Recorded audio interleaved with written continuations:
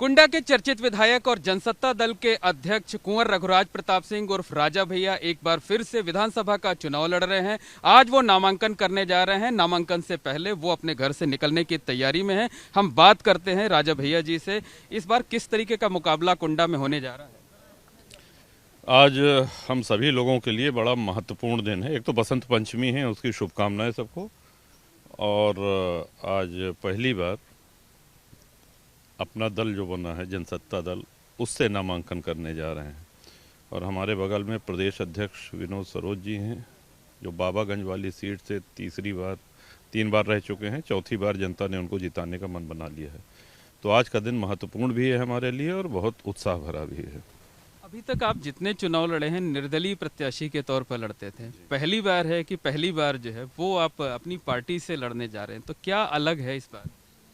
नहीं, इस बार सभी लोगों में उत्साह है और पूरे क्षेत्र के जनमानस इसलिए उत्साहित हैं कि अब अपने खुद की पार्टी, अपनी धरती पे जन्म लिया है इस पार्टी ने। और जहाँ जहाँ भी जनसत्ता दल के प्रत्याशी लड़ रहे हैं, बड़े उत्साह से जनता उनको समर्थन कर रही है, आशीर्वाद दे रही है। आपने कई बार रिकॉर्ड बनाया, खासकर 2017 की बात करें तो पूरे उत्तर प्रदेश में सबसे ज़्यादा मतों से आप जीते थे।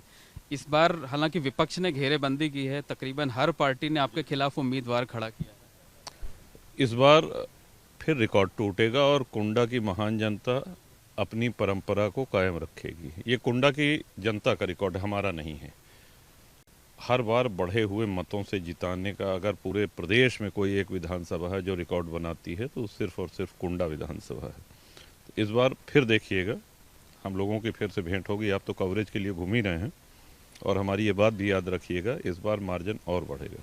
क्या वजह है कि आखिर कुंडा में राजा भैया इतने लोकप्रिय हैं कि निर्दलीय रहते हुए या एक नई पार्टी बनाई है उससे रहते हुए इतने रिकॉर्ड वोटों से चुनाव जीतते हैं? सब सारे क्षेत्रवासी हमारा परिवार हैं, सबका स्नेह है। वजह उनसे पूछेगा तो ज़्यादा अच्छा जवाब मिलेगा। अच्छा, पिछले के चुनाव में ऐसा हुआ कि कई पार्टियां आपका समर्थन कर देती थी। पिछली बार समाजवादी पार्टी ने कैंडिडेट नहीं खड़ा किया था, कांग्रेस उसके समर्थन में थी, लेकिन इस बार जो है समर्थन एक तरफा नहीं होता है। समाजवादी पार्टी ने यहाँ पर समर्थन किया था, उसके एवज में समाजवादी पार्टी का पूरे प्रदेश में हमने, और प्रदेश के बाहर भी अन्य कई ऐसे राज्य हैं जहां उनको हमारी आवश्यकता महसूस हुई, जहां कहा वहां हम गए, पूरा प्रचार किया।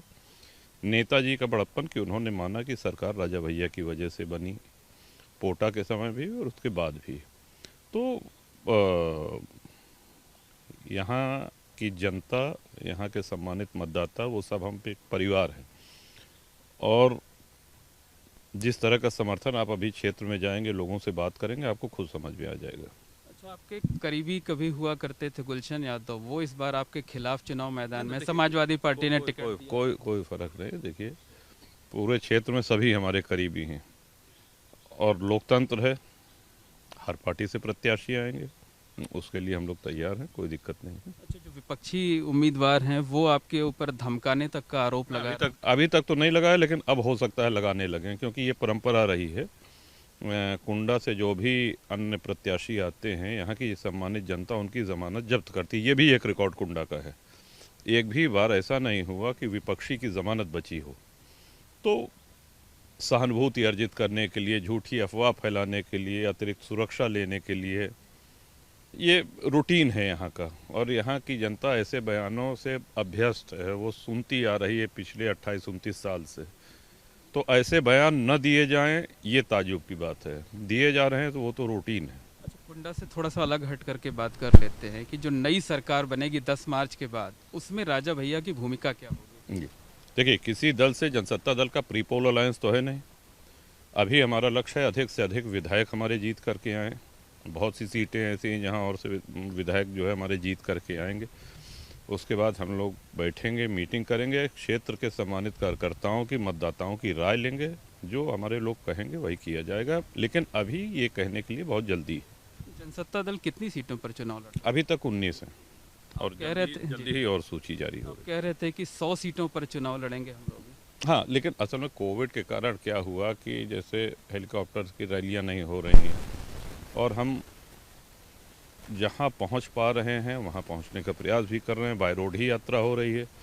दूसरा ये है कि जहाँ मजबूत प्रत्याशी हैं, नहीं हम गिनती पूरी करने के लिए नहीं लड़ा रहे हैं, जहां हम जीतने की स्थिति में हैं वहां पर लड़ा रहे हैं। तमाम पार्टियों से समझौते की बातचीत के लिए मामला क्यों नहीं बना फिर? नहीं, हमारी तरफ से नहीं चली। और रही बात जनसत्ता दल की, तो जब जनता का समर्थन और आशीर्वाद रहता है तो किसी पार्टी की बैसाखी की आवश्यकता नहीं होती है।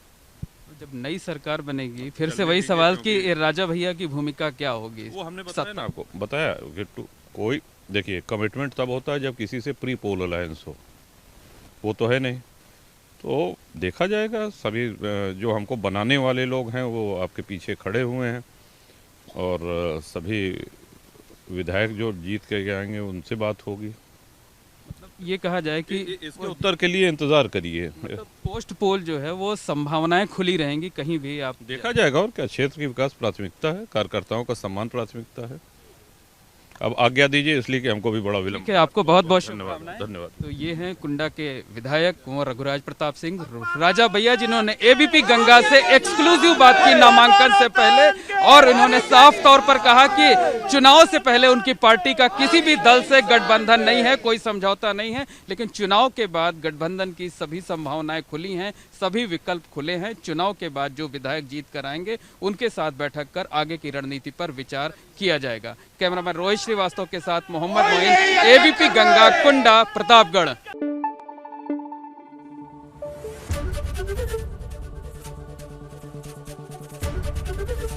एबीपी गंगा, खबर आपकी, जुबान आपकी।